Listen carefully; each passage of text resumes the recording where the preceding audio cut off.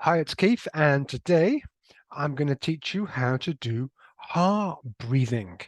Now, the importance of this is that it gives you access to deeper, inner, creative resources and boosts your intuition.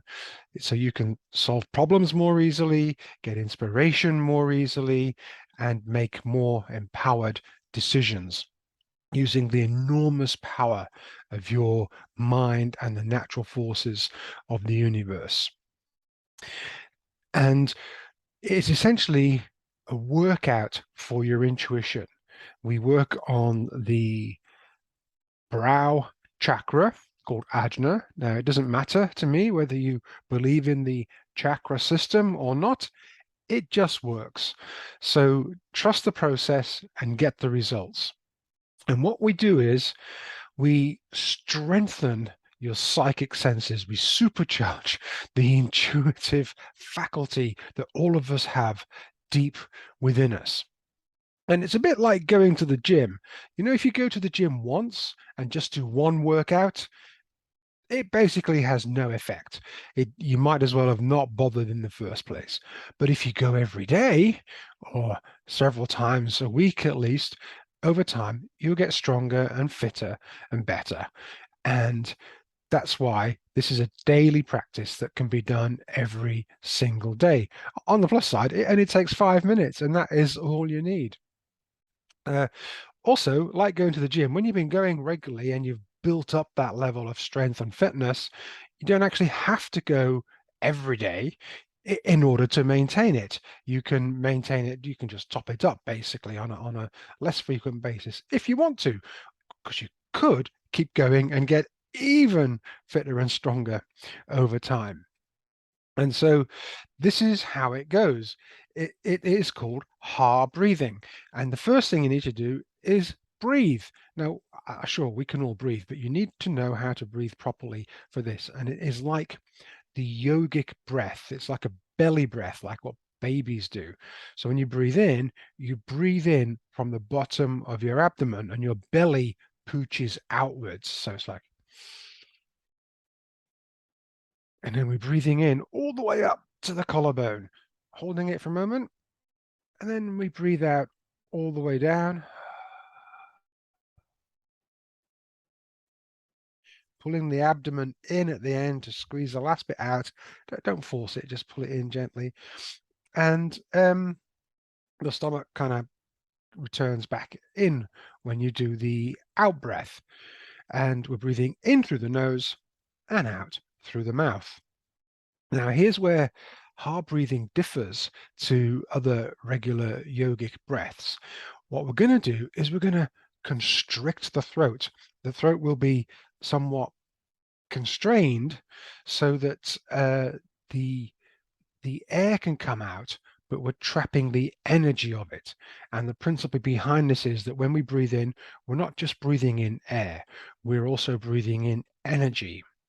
The ether, prana, chi, whatever you want to call it, and it permeates every cell in our body, not just the lungs. So it behooves us to do proper good deep breathing. And in the West, we breathe very shallowly from the top of the chest very much, and this is a good way to counter that. And it only takes a couple of minutes. So now, let's just practice that. We breathe in.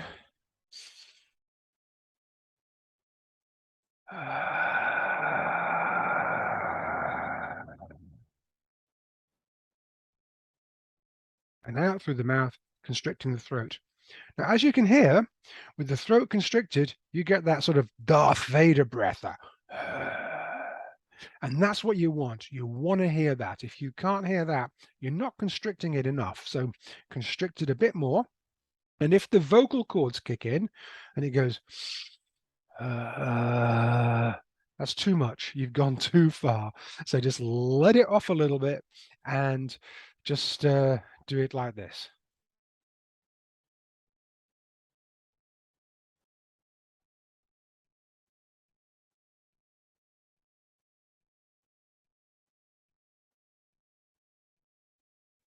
Okay. So the first step is the breath. The second step is constricting the throat and getting that Veda sound. Now, the third step is this.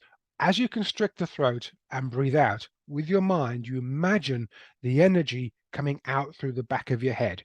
Now, you want to come in that little divot just below the occipital lobe. You can just go down the head and it just goes in and right at the very, very top of the neck. And that's where it is, because the chakras go right through the body, but both sides. But this chakra isn't on a level; it's on an angle. So, for example, here's the front of it, whereas the back of it is here. So you can see it's slightly lower at the back, and this little crevice here is where you want to send the energy out of. And when I do it, I get quite a lot of heat, sometimes tingling, but it doesn't matter whether you feel anything or not, just trust that it's working. So it goes like this, putting all three together, the breath, the constriction, and the sending the energy with our mind, imagining it coming out the back of the head there.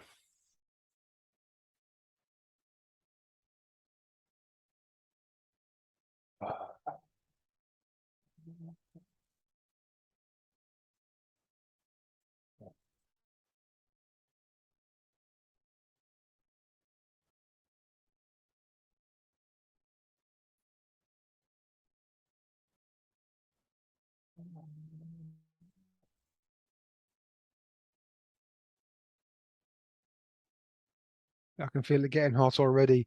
Now, do this comfortably. Don't force it. Don't try and stretch it out too much uncomfortably. But you want to try and get down to about 4 breaths a minute. When you get down to about that level, you're doing really, really well. But most people will need to do a lot more than that to start with. But with practice, it gets better. And it only takes 5 minutes. Just do 5 minutes a day. Don't do any more. Five is enough. And it is a great meditative practice. If you find your mind wandering, just bring it back to the breath. And it'll clear the mind, and you'll find it both relaxing and energizing at the same time. Your vibration will be higher, you'll feel better in yourself, you'll be happier and more motivated and productive. And you're boosting your intuition, supercharging your psychic senses, accessing deep creative faculties that you don't normally even know are there. So, what have you got to lose? I challenge you to try it for 21 days and notice the difference. Let me know. Put it in the comments. Good luck.